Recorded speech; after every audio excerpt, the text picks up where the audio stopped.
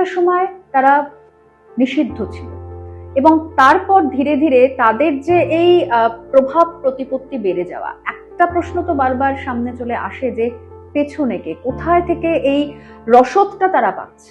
এখানে অনেক West Asian countries involve, এ নিয়ে কোনো প্রশ্ন নেই। পাকিস্তানের স্ট্রেংথ কোথায়? পাকিস্তানে তো মদত দেয়। আফগানিস্তানের স্ট্রেংথ কোথায়? সমস্ত জায়গায় কিন্তু এখানে কিন্তু নানা রকম, কিন্তু ওয়েস্ট এশিয়া থেকে নানা রকম গ্রুপ আছে এবং এই যে মুসলিমদের ভিতরে নানা রকম গ্রুপ তৈরি হয়ে গেছে, বুঝলেন তো, মানে ISI group, Osama bin Laden group, others group, এরকম হয়েছে।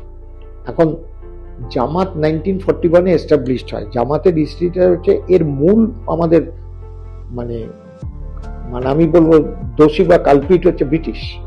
1941-এ এই আমাদের 26শে আগস্ট এই পার্টিটা ফর্ম করে এবং সেই পার্টিটাকে করা হয়েছিল টু কন্টেন কমিউনিজম, কমিউনিস্টদেরকে আটকানোর জন্য।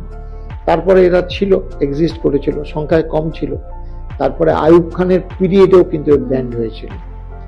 তারপরেও আবার পরের দিকে আমাদের হাসিনা পিরিয়ডে এরা ব্যান্ড হয়েছে।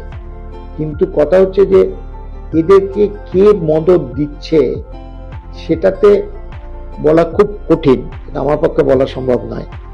কিন্তু এটাকে আগুনটা জ্বালিয়েছে তার জন্য যে বর্তমানে যে যিনি পাওয়ারে নেই তার কিন্তু প্রচন্ড মদত ছিল, এটা আমি বলতে পারি।